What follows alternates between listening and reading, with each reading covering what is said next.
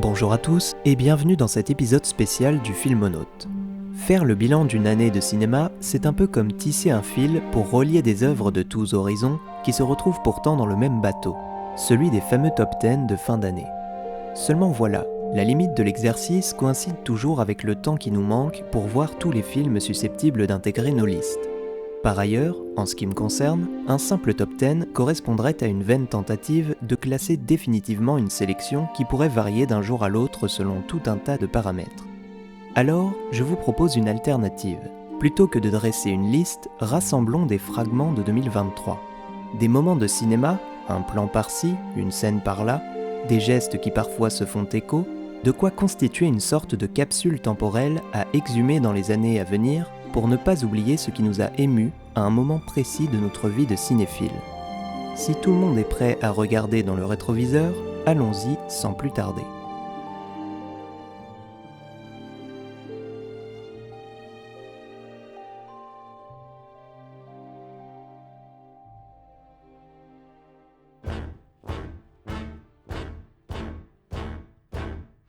Scene 17, take 6. Mark. Action. Pour commencer, je me suis dit qu'il serait bon de se souvenir de ce qui nous a fait rire. J'aurais pu citer le surgissement de l'inénarrable Raphaël Quenard, dont la posture et la diction singulière auront secoué le cinéma français, en le faisant rire dans Yannick de Quentin Dupieux. Je préfère prévenir tout de suite, il y en a un qui essaye d'appeler les flics ou qui tente un coup de Trafalgar pour mettre des bâtons dans les roues, j'hésite pas une seconde, je le bute directement. Mais aussi en l'inquiétant par sa présence étrange parfaitement mise en valeur par Jean-Baptiste Durand dans Chien de la Casse. Je casse le cul à t'organiser un resto raffiné, tu sais ça que tu me donnes? Manger comme un gros chien dans sa gamelle, là. Regarde les gens autour, comment ils mangent. Ils mangent comme toi, là. Le porc. Funny how. Mais je dois dire qu'en réalité, le moment le plus drôle de mon année 2023 est arrivé bien plus tôt, devant Babylone de Damien Chazelle. Un film orgiaque, peut-être un peu long, mais qui a su retenir mon attention par sa manière d'aborder la question de la surenchère à différents niveaux d'écriture, de montage et de mise en scène. Les deux scènes les plus marquantes du film ne représentent pas les mêmes excès. Dans la grande séquence de tournage dans le désert, l'excès réside dans un chaos démesuré au sein duquel des personnages doivent surmonter diverses formes d'abus moral et physique et affronter les dangers mortels d'une bataille qui dépasse la fiction dans la fiction. On retrouve là toute l'énergie cinétique du cinéma de Chazelle, dont la mise en scène est presque exclusivement fondée sur le mouvement. Il y a ensuite, et c'est là que je voulais en venir, cette hilarante scène de tournage ratée et répétée jusqu'à l'épuisement, qui place là encore les personnages dans une situation éprouvante et joue sur le comique de répétition, en s'appuyant cette fois davantage sur une série de plans fixes récurrents. Scene 17, take 8. Mark. Action. Hello, college. Comme dans les séquences de répétition de Whiplash, Chazelle étend la scène pour mieux représenter, non sans humour cette fois, l'aspect fastidieux et répétitif de la réalisation cinématographique. On y retrouve à la fois le grand sujet de Whiplash et La La Land, à savoir la confrontation du rêve de l'art au cauchemar de l'industrie, mais aussi plus précisément celui de Babylone, le chaos technique engendré par l'arrivée du cinéma parlant. La bonne idée de Damien Chazelle est d'utiliser le plan fixe de manière répétée pour montrer combien les nouveaux dispositifs du cinéma parlant figent la performance, forcent les acteurs à restreindre leurs mouvements et à rester dans les cases imposées par la nouvelle configuration du plateau. Right, but the microphone is. All right, hey Lloyd.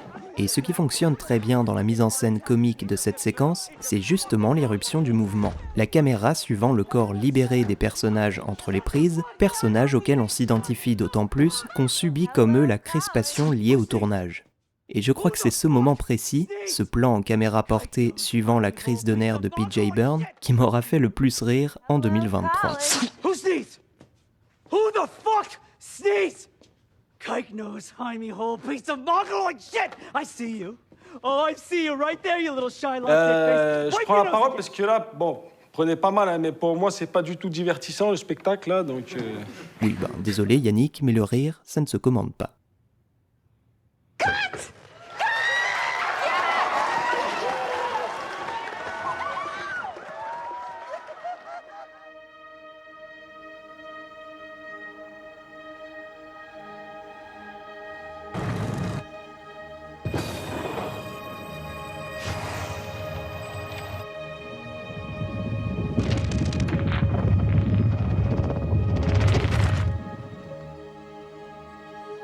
Oppenheimer m'a fait réaliser quelque chose. Je suis particulièrement conciliant avec Christopher Nolan. Je vois les défauts de ses films, certains seraient même rédhibitoires chez d'autres cinéastes, mais avec lui, tout passe. Son ambition a quelque chose de communicatif. C'est comme si en découvrant certains de ses films, j'étais ému par le projet et les moyens qu'il déploie, plus que par l'œuvre en elle-même. Mais cet aveu d'indulgence ne rendrait pas complètement justice à Oppenheimer, qui, malgré un dernier acte un peu poussif, développe sa narration autour d'une technique intéressante.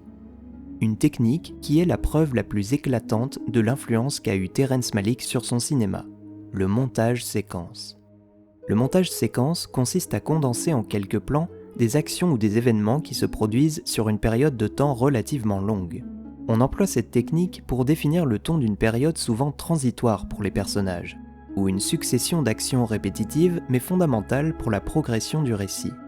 Et c'est un moyen purement cinématographique et assez paradoxal de réaliser une ellipse tout en donnant à ressentir le passage du temps. Depuis le choc esthétique qu'a été The Tree of Life, le montage séquence a pris une autre dimension. L'ambition métaphysique du film avait incité Malick à assembler au sein d'un même flux ininterrompu d'images et de sons des fragments d'action et des micro-événements en abolissant la distance qui les sépare dans l'espace-temps. On pourrait presque parler d'un montage quantique. De plus en plus chez Nolan, les dialogues d'exposition prennent la forme de montage séquence, dynamisant un peu l'aspect parfois surexplicatif de ces scénarios. You know what a Freeport is? A storage facility for art that was acquired. But not yet taxed. We started a network. Rotors, this construction company built them. I brought in the clients. Facilities are tax havens. The clients can view their investments without importing them, so they avoid paying tax. So it's sort of like a transit lounge for art. Et c'est grâce à la très belle bande originale de Ludwig Göransson qu'il maximise l'impact de ce choix esthétique dans Oppenheimer. Le silence est presque absent du film, et la musique alterne entre deux fonctions. Assurer le maintien du flux de sons et d'images que constitue le film. I met with your husband. Yes, you did. Because you know it won't make a bit of difference.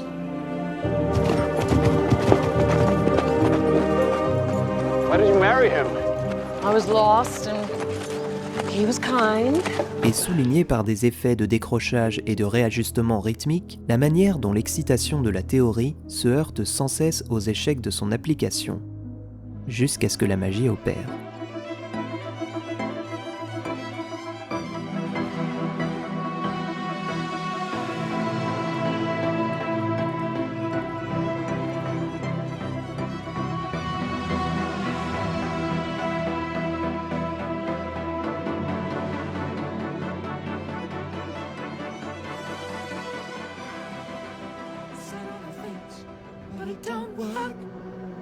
Keep coming up with love, but it's so slashed and torn.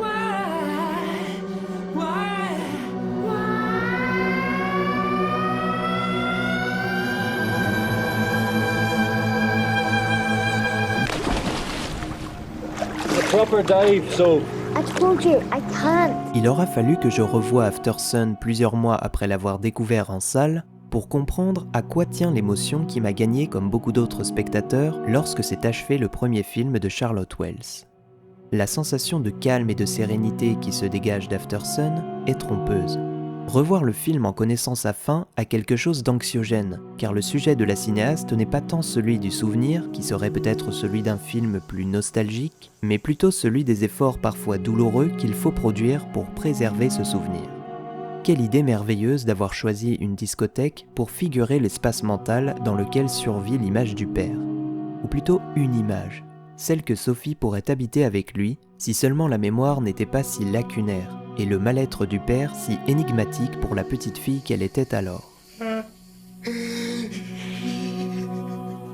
La mémoire s'agrippe souvent à des détails visuels et sonores. Une légère inflexion du corps ou de la tête, l'intonation particulière d'une phrase, My name's Belinda. And I've just come in from Torremolinos. ou la bifurcation d'un regard.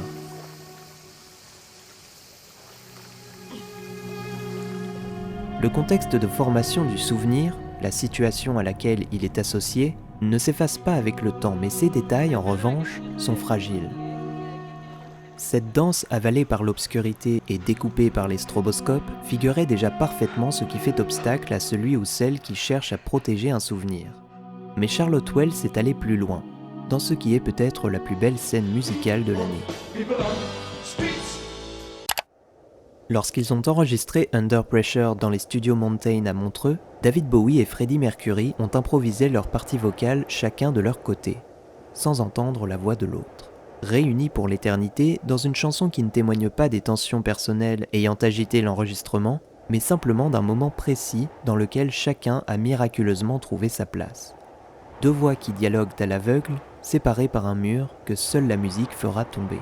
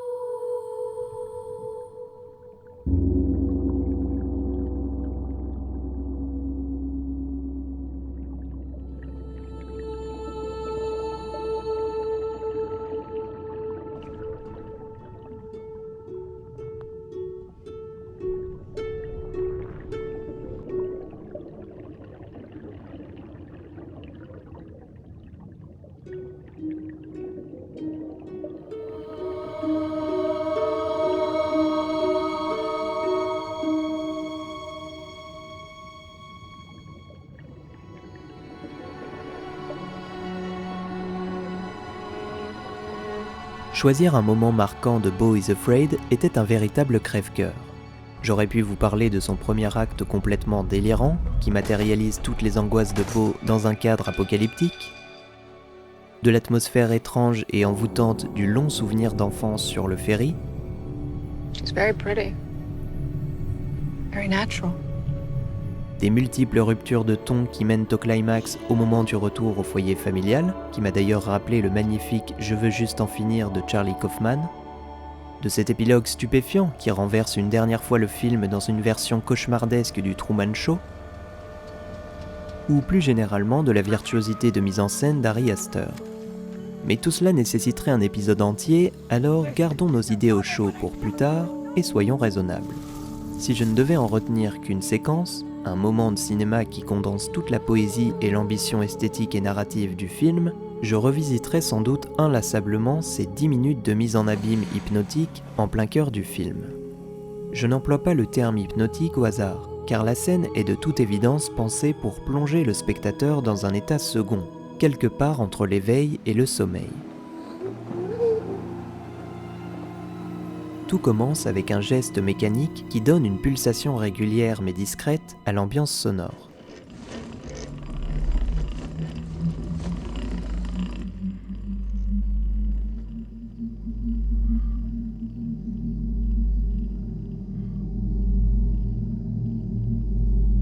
Un détail qui m'a rappelé le son des battements de cœur dans Hérédité.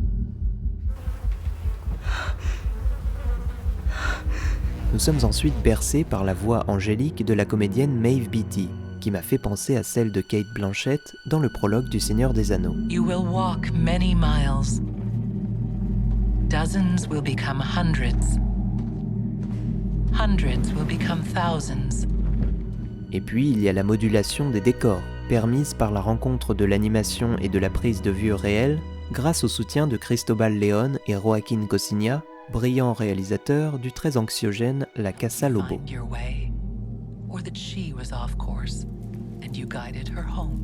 Le rêve finit par virer au cauchemar, et le cauchemar renvoie Beau à sa solitude. Because I've searched for my family all my life, to the end of my life, and I'm still alone. Un flashback fondu dans la séquence grâce à la persistance de l'ambiance sonore vient appuyer le sens de cette odyssée intérieure. I am so sorry.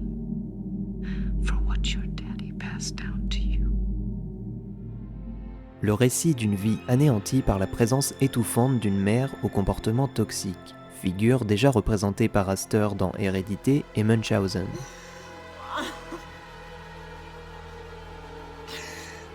On revient enfin à la réalité, la temporalité de cette courte mise en abîme rejoignant celle du film. La mise en scène de cette séquence est parfaite car elle réussit à concilier tous les points de vue depuis lesquels on suit les aventures de Beau. Il y a d'abord ce faux raccord malicieux qui nous fait entrer dans la tête du personnage puisque le public de la pièce disparaît derrière le paysage onirique que l'on s'apprête à explorer. Yes. Push forward. On a ensuite accès au point de vue omniscient de la narratrice, qui est maintenu à la fois grâce au choix de la voix off, You will try to find work to support your continuing search. à la flexibilité de l'animation You will come to make new friends. et à la liberté de la caméra, dont les mouvements épousent toutes les circonvolutions du récit. You will have children, 3 sons. You will teach them what you know. Et dans le même temps, Astor assume parfaitement la théâtralité de la scène, en exhibant le caractère factice des décors, redoublé par le son direct de leur coulissement. You will know the pleasure of tasting fruit and bread and wine that is yours because you have earned it. Il nous intègre ainsi à ce jeu de points de vue croisés en nous plaçant du côté du public, comme il le fera de manière plus évidente encore dans le dernier plan du film.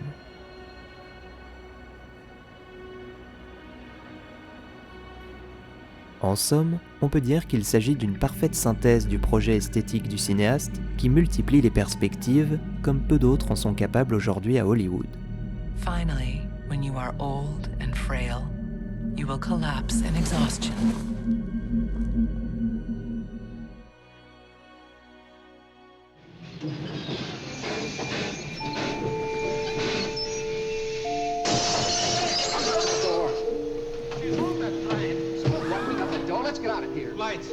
I must turn the lights down to black.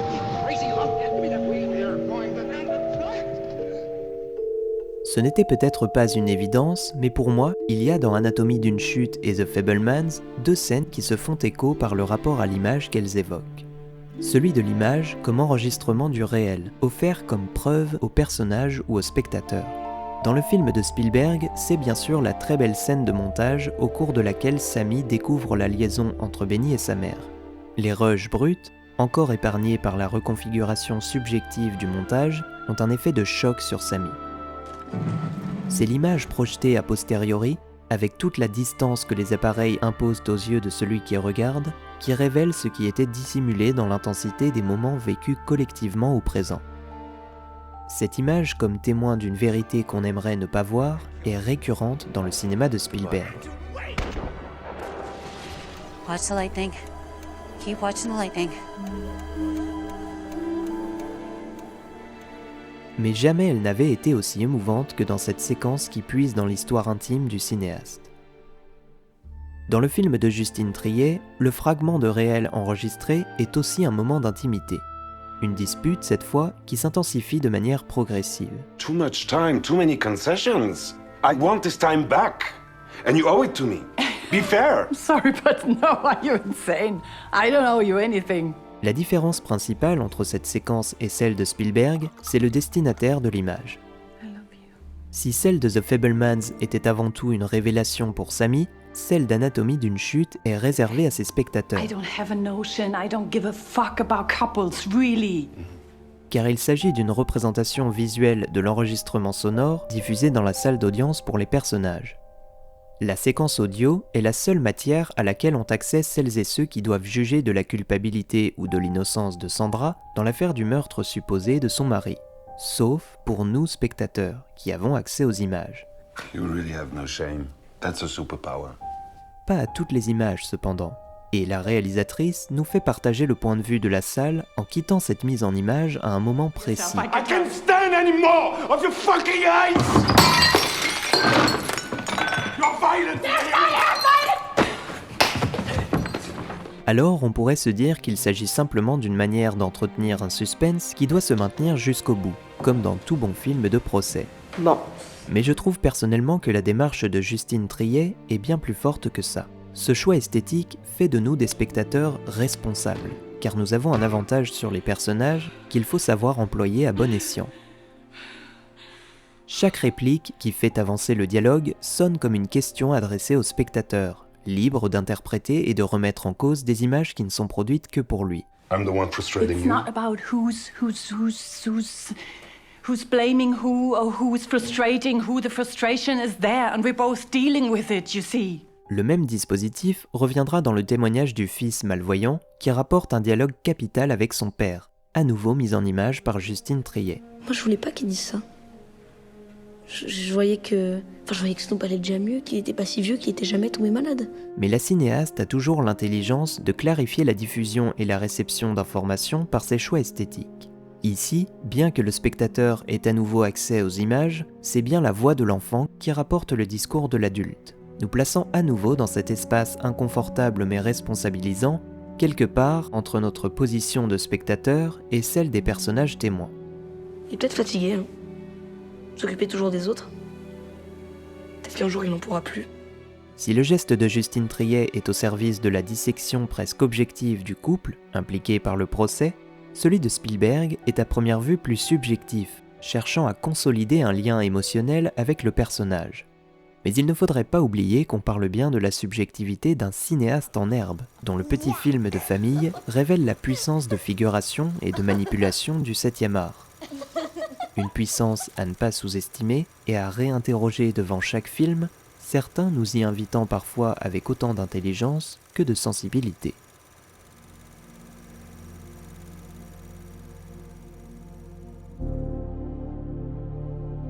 Voilà pour ces quelques fragments cinématographiques de 2023. Il y aurait évidemment beaucoup d'autres choses à dire, notamment sur mes films préférés dont je n'ai pas parlé, comme Le Garçon et le Héron, Killers of the Flower Moon, L'Enlèvement, Asteroid City, The Killer, Past Lives ou encore Showing Up.